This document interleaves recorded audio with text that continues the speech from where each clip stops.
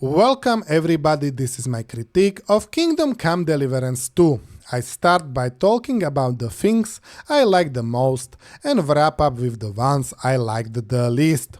Let's begin. In my opinion, the most fun part of Kingdom Come Deliverance 2 is its sandbox gameplay. The game hands you a ton of tools to mess around with in its open world, and that world reacts to your actions in pretty impressive way. There's a solid crime system in place where NPCs can figure out you are the culprit behind the crime even if they didn't catch you in the act directly. For example, if something gets stolen and an NPC spotted you sneaking around the property earlier, they put 2 and 2 together and pin it on you.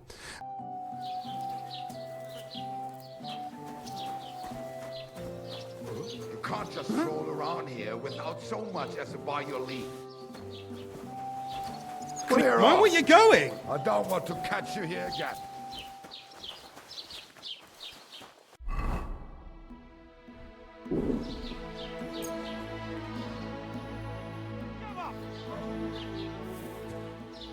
I surrender! I've got you. You're a thief, and I'll treat you as such. You're even stupid enough to be wearing what you stole! Once you are wanted for a crime, you got a few options how to handle it. You could avoid the area where you are a wanted man, or let the guards catch you and pay a fine to clear your bounty. Just like in the first game, you can also talk your way out of trouble. If you are intimidating, charismatic, or dressed wealthy enough, you might pass a skill check and make the bounty disappear, though it will cost you some reputation. Ow! Are you trying to... Enough! What the... I surrender! Enough! You're not gonna fuck with me! Pay a fine, or I'll lock you up in the pillory. You'll get over your foolish ideas there. Oh, please. Look at me. Do I look like a dishonest man? This is all just a misunderstanding. Oh, I apologize, my lord. I must have made a mistake. Let's just forget about this. If you can't pull that off, Henry might face a whipping as punishment. For more serious crimes, he could be branded as criminal or even executed. So if you want crime to pay off in KCD 2, you better be really good at it. I mentioned reputation earlier, and it's a big deal. People react to you based on how they feel about you.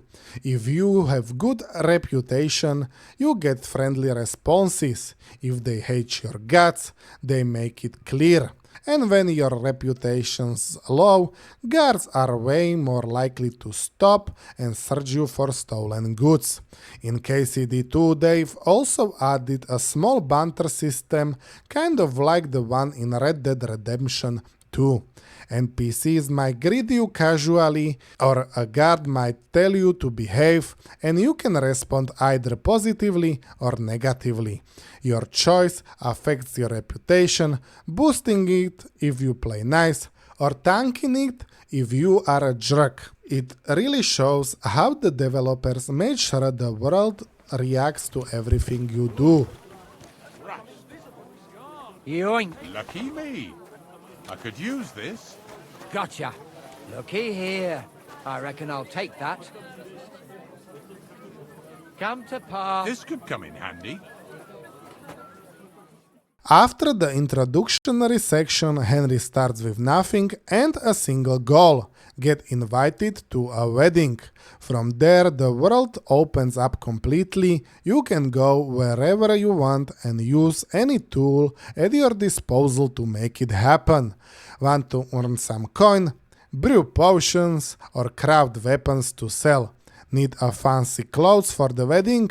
You could steal them outright, or maybe stalk a lone guard, knock him out, take his armor and weapons, wait until the game no longer tags them as stolen, then sell them for tidy profit to buy those clothes legally.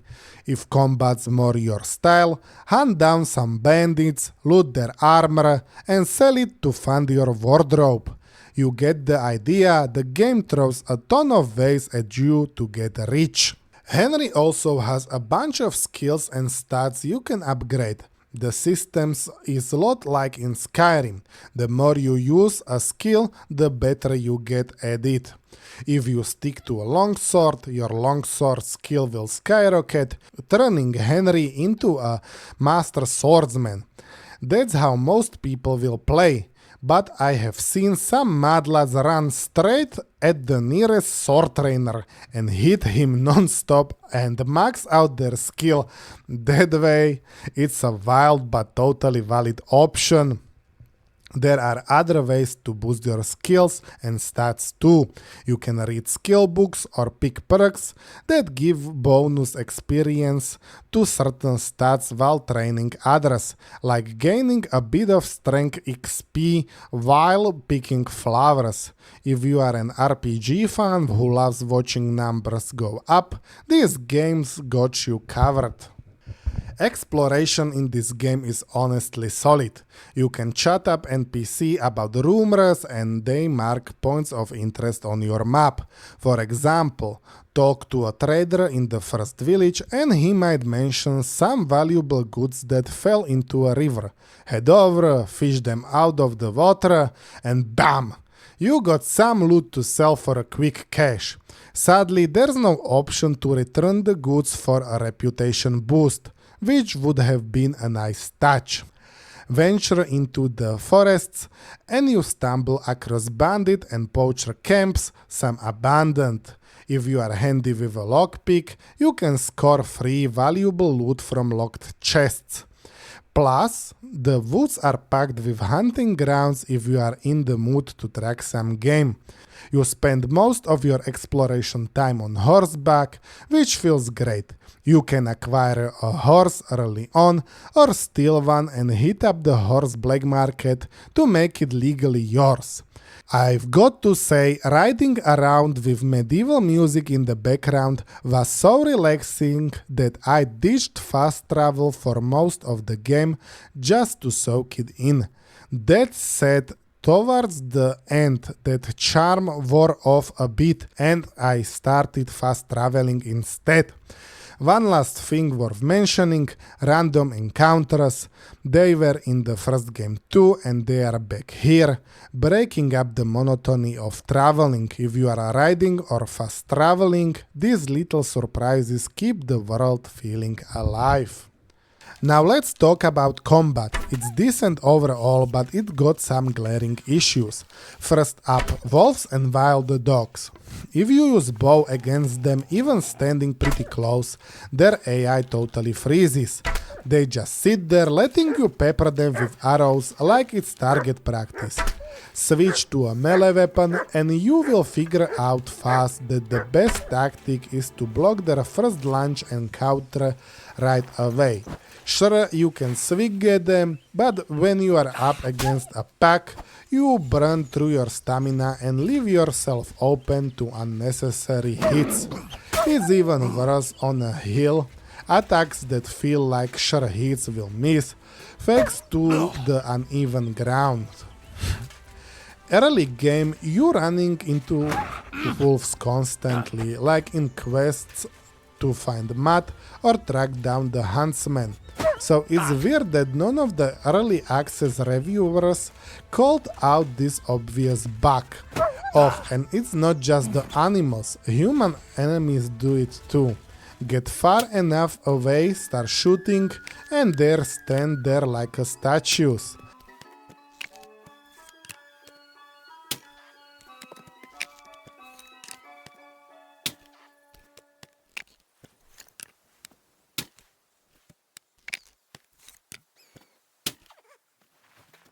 Then there's terrain problem. Fighting on uneven ground like stairs or slopes turns the camera into a glitchy mess when you land hits.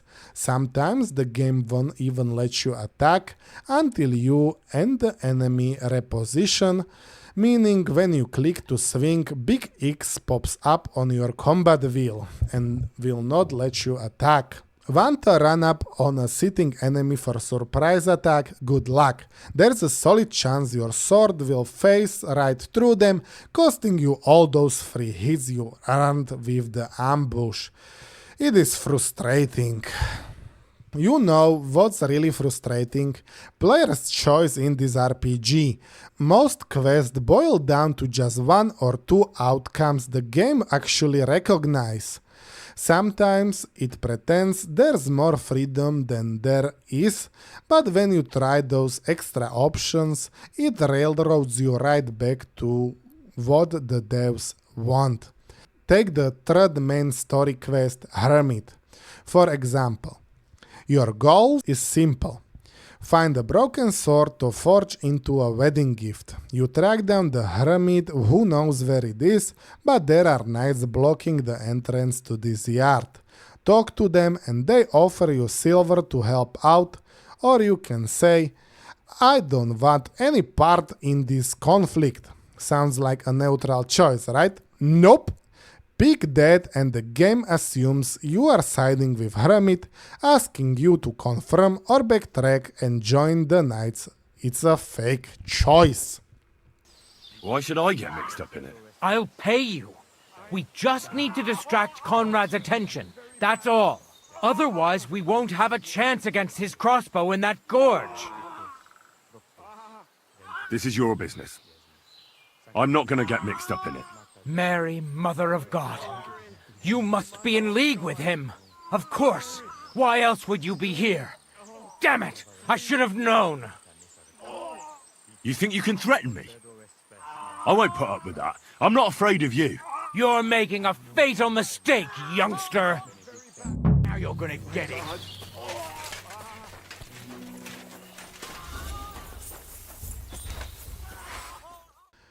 So I tried skipping the knights and talking straight to the hermit. Got the sword's location, no problem, but then the game still forces you to pick a side. You can say you are with the knights and run off, but when you will come back, they will reward you like you stuck around and helped kill the hermit. Don't move a muscle, I mean it. I talked to the widow, Margaret. I did what you wanted. I'm afraid the circumstances have changed.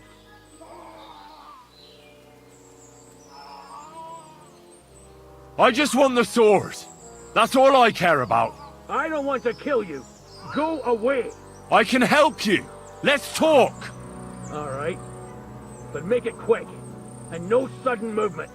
Agnosco fortunam Carthaginus.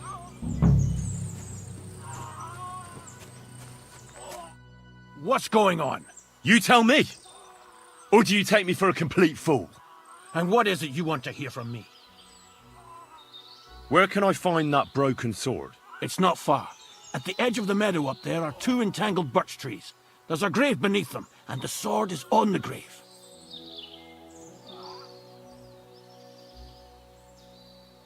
That's all I need to know. There's no time to go into it. Sorry, young man. You got mixed up in a game of high stakes, and there's no way back.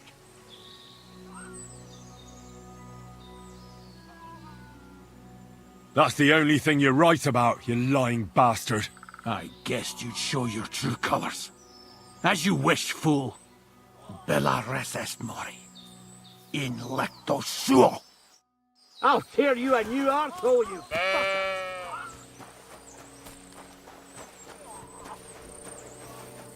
That fella! He's the... I'll show you.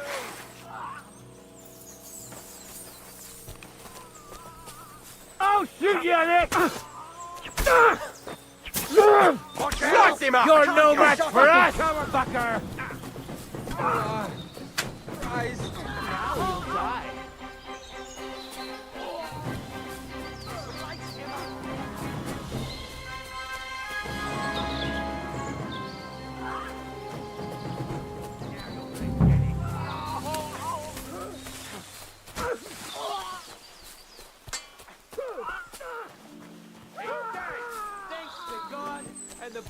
virgin.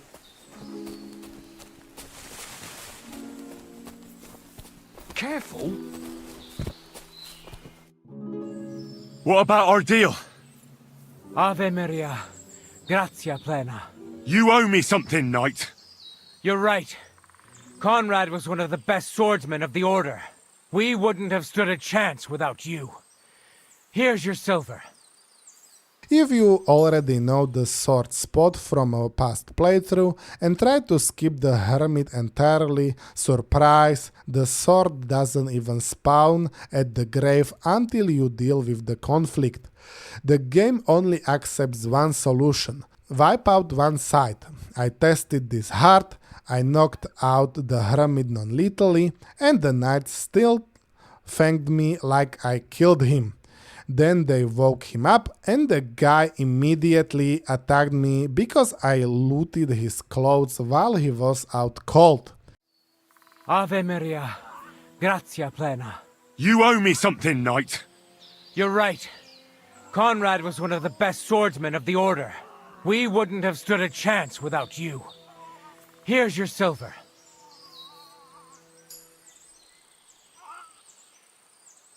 Our accounts... Gloria... Excuse me.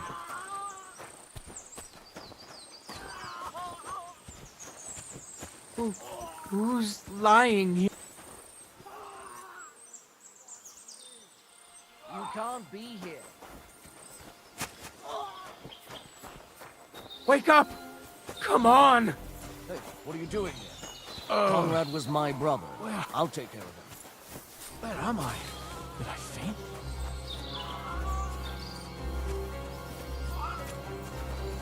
That's it. Go now. You swine!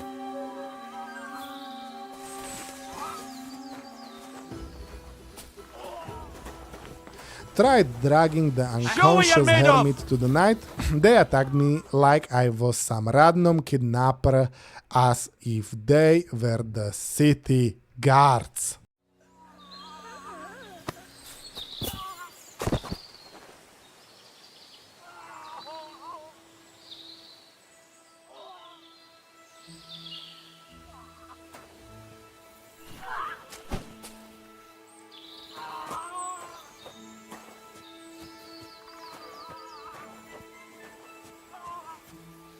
Let him go!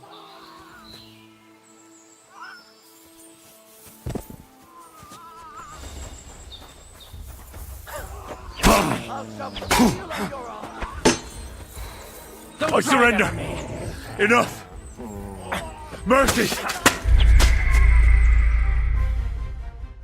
Here's the problem. There is a clash between the sandbox systems designed to react to your actions and the quest design which only accepts two rigid outcomes. The game hands you this awesome toolbox of options, but the devs didn't account for creative solutions, like they didn't even consider someone might roleplay a pacifist Henry who knocks out enemies instead of killing them. It's a letdown when the freedom feels so limited. This isn't the only time the game forces your hand like this. Take the quest where you are supposed to defend Musa at trial. Musa is the one character who will never be found guilty, no matter what. I think we can all agree that's pretty ridiculous. The quest can only end in three ways. The real perpetrator gets executed, you pin the murderer on the camp commander, or Henry takes the fall and gets executed. The game won't let you point the finger at Musa, and if you deliberately botch his defense, it's Henry who ends up dead as the guilty party. Out of those three outcomes, one's basically a non-starter because Henry dies, leaving you with just two real ways to move forward. Even then, the developers nudge you towards one choice over the other. See, the perpetrator supports the same king as your allies, while the camp commander backs the enemy king. Wink wink. Another issue with this quest: if you don't bother investigating and just wait around until morning, then head to the trailer, you still get the same dialogue options as if you are actually dug up the clues. That makes zero sense. You don't even know the crow guy is involved, but somehow you can still accuse him. Of course, it flops. You get executed because you got no evidence to back it up. Still, it's pretty sloppy quest design in my opinion. Here's another example. When you attack Caslin's fortress, Henry can be stealth god, silently taking out every enemy in the yard. But the second you open the door for your allies, bam! The drawbridge goes up, alarm sounds, and the fight kicks off.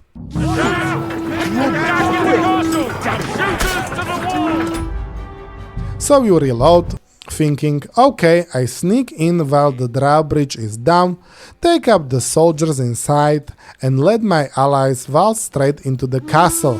Nope! The moment you get near the drawbridge, the alarms blares, the bridge lifts, and combat starts. I even tried sprinting towards it and jumping to slip into the fortress, but there is an invisible wall blocking you. The battle for this castle can only be played out one way, no matter how clever you try to be. Let's switch gears to smaller side quests so it's not all about the main story. There is this knight near Kuttenberg who asks you to do some grave robbing for him. You can double check, wait, you seriously want me to rob a grave? And he's like, yup, that's the job. Then the game gives you two dialogue options. I will help you, or I will think about it, which just means I will help you later. It feels straight out of the Fallout 4. Credits where credits is due though. You can kill this guy after the conversation since he is not essential NPC. At least here you can use the tools the game gives you to end the quest your way, even if the dialogue doesn't offer that option. But imagine if they've just added one more choice. I'm reporting you to the guards, you grave robber. You could then use a speech check to make him back down, or if that fails, fight him. If you will win, he either die or surrender, and you could haul him off to the city for punishment. That one tweak could have turned a forgettable quest into something way more interesting. I am sure there are plenty more examples of this kind of quest design, but I'm trying to keep this video in a reasonable length, so I move on to the next topic. Feel free to drop your own examples in the comments, tell me which quests ignored your choices, and hey, if you are watching this, please consider liking and subscribing. I've said it before, but I still think the early reviews for this game were way too generous. Let me give you an example. There's this one YouTuber who dropped such a glowing review that people started calling him worth a shill. And honestly, I get why. In his video, he griped about one book where he lost his armor, but then claimed the game was otherwise bug-free. Sorry, but that's nonsense. I calling BS on that. If he used any ranged weapon, he would have noticed the wolf AI just doesn't react. Same deal with human NPCs. They stopped responding if you shooting them from far away. The AI is broken, plain and simple, no way around it. And that's just the start. This game's crawling with the bugs. Sure, most can be fixed by reloading, but let's not kid ourselves. Having to reload is a pain, especially if your last save was 10 minutes back. I'm bringing this up because some folks in my comments were like, oh, the bugs are no big deal, just reload. It is still a problem. Some bugs will stick around even after reload. I had one bug when defending Nebakov castle where the rebel enemy's health kept regenerating endlessly. Reloading didn't help, not even loading an earlier save fixed it. Then there's a Demons at Trotsky Castle quest. In that quest where you are exorcising demons, another bug popped up, and it wouldn't go away after I reloaded either. In the Hermit quest, after I helped the old widow, the Hermit just died. That's not supposed to happen. He's still alive if you wait for like 12 hours and check on him. In Bad Blood, I shot Ota with a bow and freed Pavlena, but then Pavlena turned completely uninteractable, locked me out of the finishing the quest. A reload sorted that one at least. Other times I tried to knock out an enemy, they counter me, I'd block their counter, and suddenly I couldn't knock them out anymore. Combat just kicked off instead. Guards sometimes wouldn't even flinch when I chucked a stone right next to them. And hair flickering and graphical glitches are also present in the game. I caught an interview with Daniel Vavra on Očko TV. This interview is in Czech language, where he casually mentioned that he was well aware his game launched with around 2,000 bugs. So yeah, if someone's out there saying this game is bug-free, they are straight up lying. There is no way that YouTuber didn't run into any of this mess. The last thing I want to tackle in this critique is the political propaganda baked into Kingdom Come Deliverance 2. Back before it launched, we had this whole debate: Henry can dip into a gay romance. Sure, but it's optional and there's one black character, but that alone doesn't scream woke, right? Okay, fair enough. Except now, the game is out and it's pretty obvious it's loaded with political propaganda.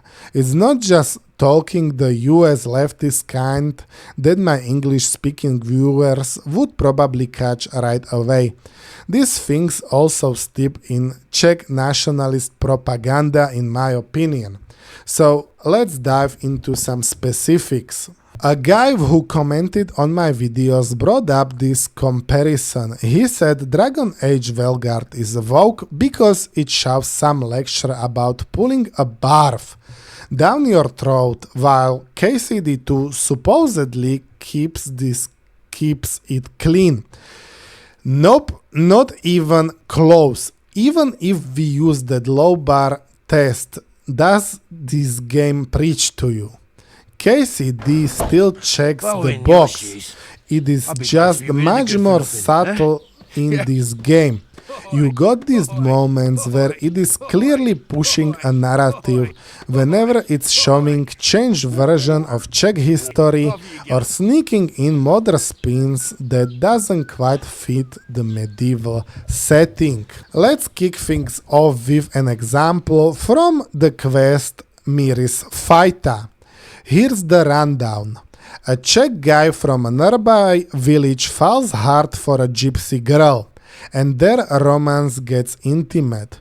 When her father catches wind of it, he tries to set up a marriage between his daughter and this Czech lad. He takes the proposal to the guy's parents, but they scoff at it, throw some nasty insults about the girl and her family, which was a huge deal back then. Grave insult for a woman's father. The Czech lad misses this showdown, but the girl's brothers don't let it go. They track him down, beat him to a pulp, nearly killing him. Next thing you know, the gypsy girl hauls him halfway across the province to escape her family. Now her relatives are clueless about where she's at, so they send you, the player, to find her. Keeping all this backstory under wraps, you track her down and she explains you what happened. Until now, everything is like Daniel Vavra tweeted, that everything here fits the morals and social norms of 1403 Bohemia. But then she hits you with this line, and he never asked me how it really is, as if men should work it out between themselves, and a girl like me should shut up and wait to see what happens. Like, I'm sorry, but a woman raised in medieval times would never say this. This is 1403 Bohemia. It would be normal before marriage that a father or male guardian would have significant control over a woman's life, including decisions about her marriage. Once married, a woman fell under her husband's legal and societal authority. So yes, it would be normal for men to work it out between themselves in the same way as it is for us today to have handshake when somebody will introduce himself to you. And let's not gloss over this other bit. She drags her battered boyfriend across half the map to save, like, really? That's a Herculean feat for anyone, let alone a woman in medieval times when physical demands and societal roles didn't exactly set her up for that kind of strength. Another one-liner is in the Nomad camp where there is character Annelin. She is medieval equivalent of a medieval luxury escort, and she will tell you she slept with hermaphrodite, which is of course pushing for some unusual tastes for that time. In Semin wedding there is a character Dubravka. She will grape Henry if he will not go with her willingly, after which game will give you option to apologize to her for her graping you. Okay?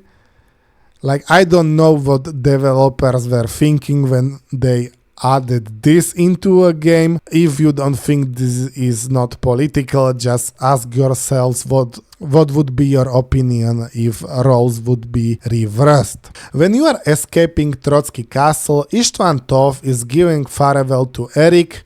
He will lovingly hold Eric's cheek while telling him that he grown into a capable young man. This implies Eric was victimized by Tov before he was a young man, which is confirmed later if you will talk with Istvan before your final confrontation with him. In the game, Samuel gives you a quest to infiltrate meeting of so-called anti-Semites. Turns out there aren't even any anti-Semites there. It's just trap set to take you out. But here's the real issue. Calling them anti-Semites feels off. The world is a modern political term, cooked up in 19th century Germany. Back in the Middle Ages, it wouldn't make sense to label people that way. Pretty much every non-Jewish person could have been seen as hostile to Jews by today's standards. Religious divides were that stark. Slapping a term like anti-Semite on a medieval setting just doesn't fit. It's another case of modern politics sneaking into a game. So yeah, game will force you to see political messages. They are just much shorter and less intrusive than in Veilguard. But political propaganda is not there just in the form of the one-liners. Let us talk about Hans and Henry retcon.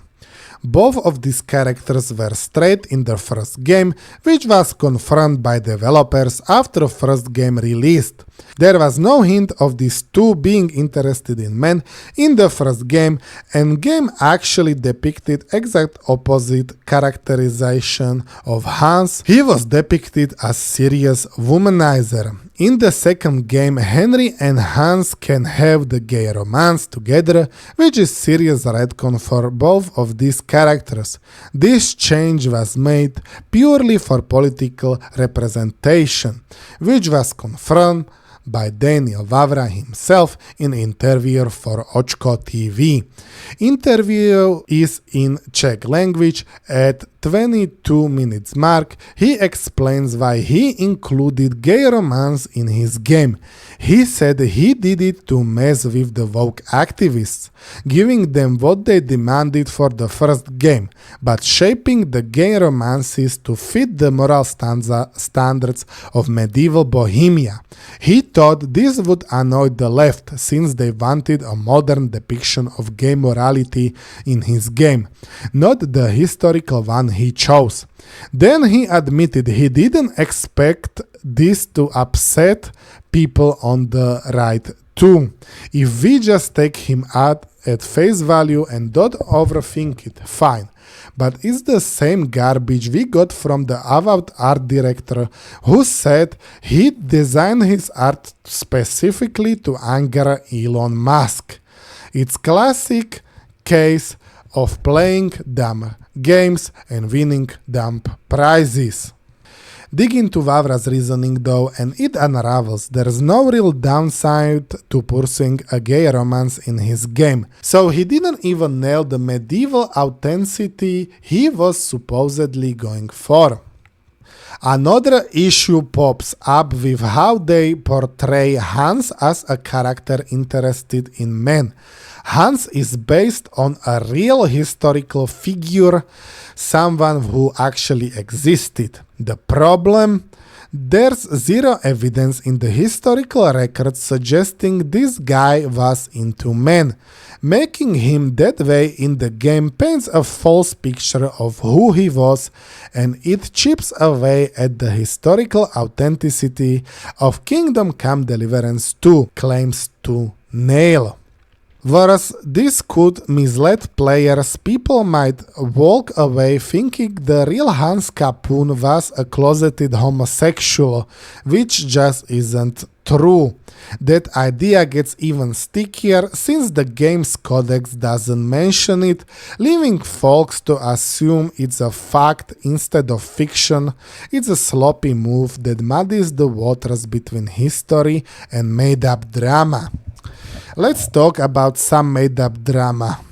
The Jews in Gutenberg. The devs for some odd reason decided to stick a Jewish pogrom into the game. Here's the problem. Gutenberg didn't have a Jewish community. There was a law banning Jews from living there, and it held up until 1845. That means no Jews, no Jewish quarter, no synagogue. None of that existed in Gutenberg until way later, like in 1881, when Jews finally built their first synagogue in the city. So pogroms can have them without Jews around, and King Sigismund, he never ordered any attacks on Jews either. This is all just fabricated nonsense that shouldn't be in the game.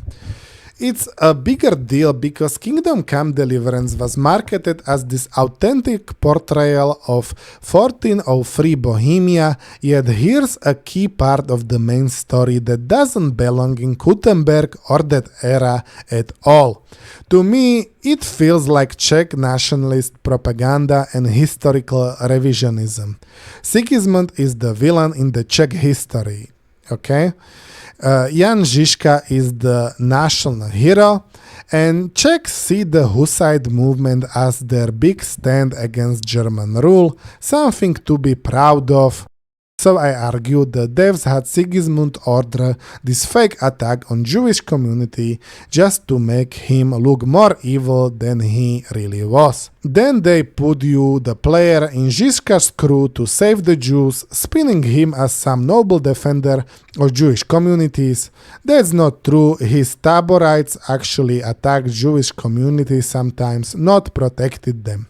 If you think this is the stretch, let me remind you the last scene of the game, where they are humiliating King Sigismund for no reason.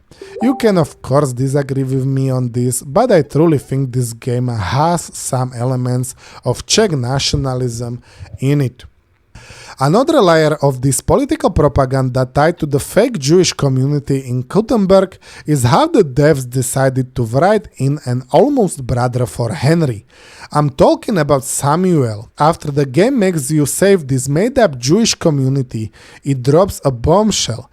Henry's stepfather had a Jewish son he didn't know about. There is some explanation for why he was clueless, but that is not point here. What matters is that because Samuel is the biological son of Henry's stepfather, they start calling each other my almost brother. I think it's pretty dumb. By the end of the game though, they are just straight up calling each other brother. Henry calls him his brother, all that was left of his family, which is laughable. This guy's a random stranger you met, 6 quests ago? God, I thought... It's not your fault. What do you mean, not my fault?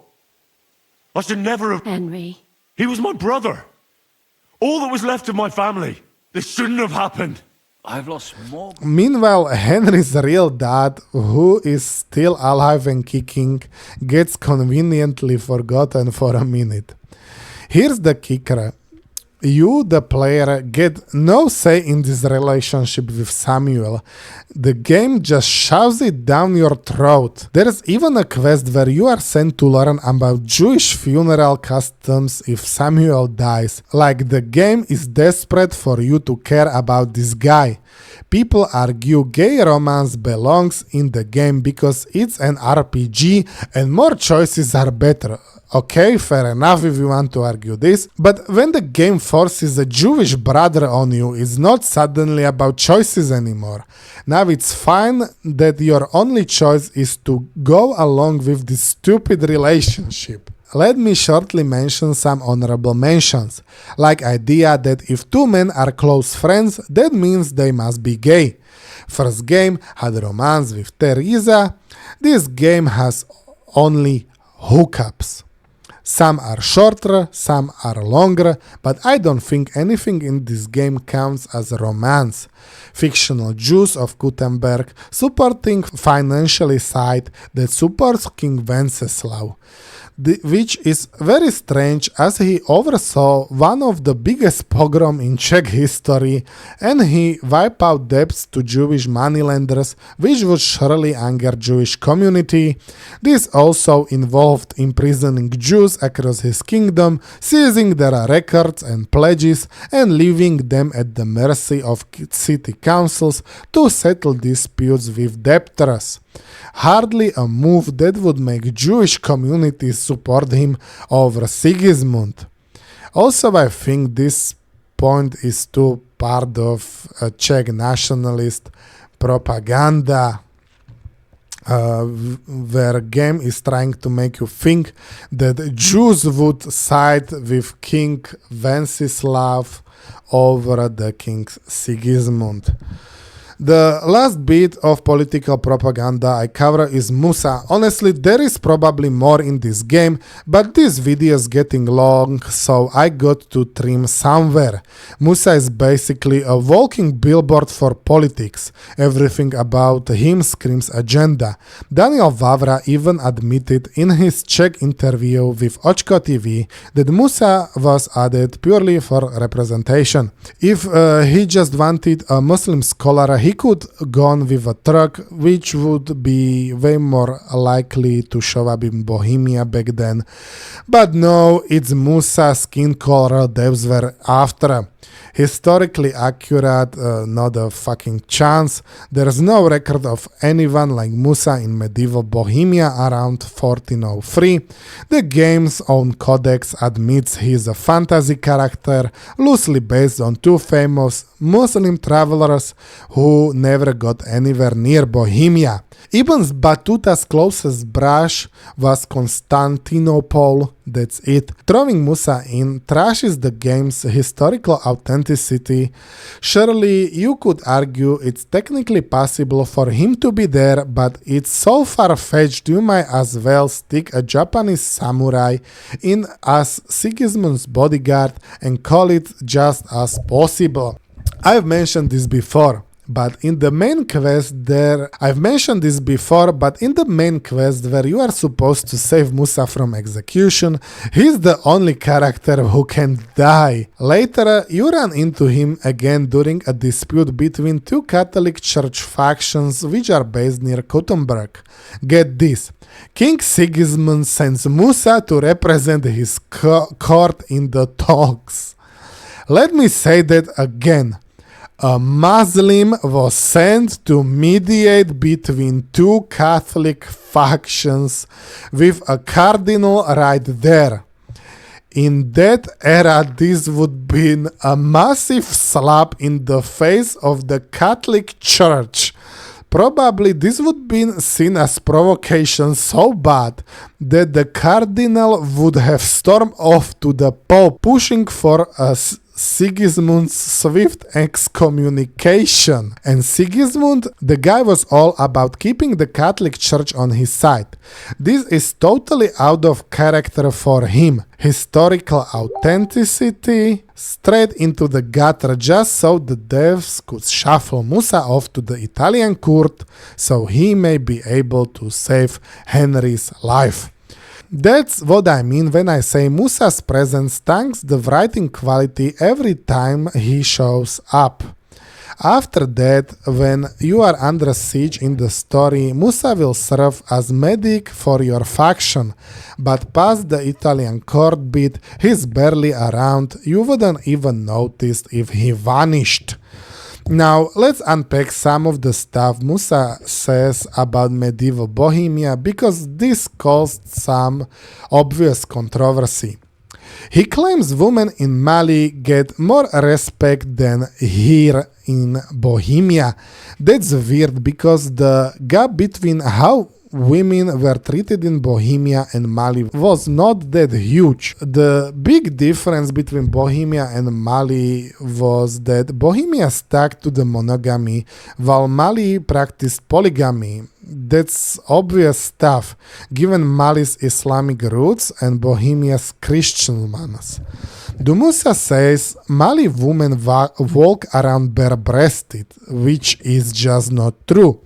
We know this from Ibn Battuta, you know, the guy Musa is supposedly based on. He wrote about Mali, and he never said that women there walk bare-breasted. Women in Mali didn't wear burqas or veil their faces, sure, but they dressed practically for the climate with their chest covered. Who did go topless in Mali then, It was a slave women. Ibn Battuta mentions them wearing just a waist wrap. Funny, isn't it? Musa, supposedly inspired by this traveler, doesn't even know what Mali women wore. He also goes on about how he is jealous of what Bohemians can do with the stone. Do you know why? Because in Mali they build everything, even their greatest landmarks, with mud bricks. That's why there's hardly any pics I can show you. Those structures don't last like stone does. Then Musa brags about Mali valuing education, saying it's all about reading and writing, but access to education was pretty similar in both places. Lower classes in Mali got basic religious schooling, memorizing the Quran, often in Arabic they didn't even understand. Sounds familiar? It's like how Bohemian masses were in Latin until the Hussites shook things up. A higher education in Mali. Yeah, that was for the rich urban folks and nobles, same as in Bohemia. So Musa is talking pure nonsense. He talks up Mali like it's some Wakanda hidden beyond the Sahara Desert. But the truth is, these places weren't that far apart. And as his own dialogue shows, Bohemia was even ahead in some ways, for example in stonework, compared to Mali. Another thing that gets under my skin about Musa is how he spouts all of this stuff and you the player can push back at all. Musa gripes about the local food, but there is nothing you can say to him to push against what he is saying. He calls you a kind-hearted barbarian, you stuck just taking it. He goes on about how they treat women better in Mali. Henry's got no response. It's maddening. And Musa's not the only one where the game locks you out like this. Every time something political comes up, whenever it's said or shown, the game strips away your ability to question it. Take Sam. He will ramble about how oppressive Christians are, and even though Henry is a Christian himself, you can call him out.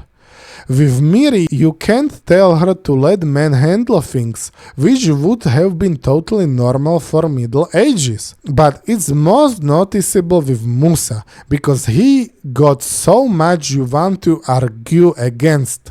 Ton of lines that deserve a comeback, but the game just won't let you.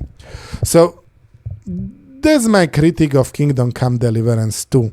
As I am writing this, the game sold over 2 million copies, so no one can argue it's not a hit.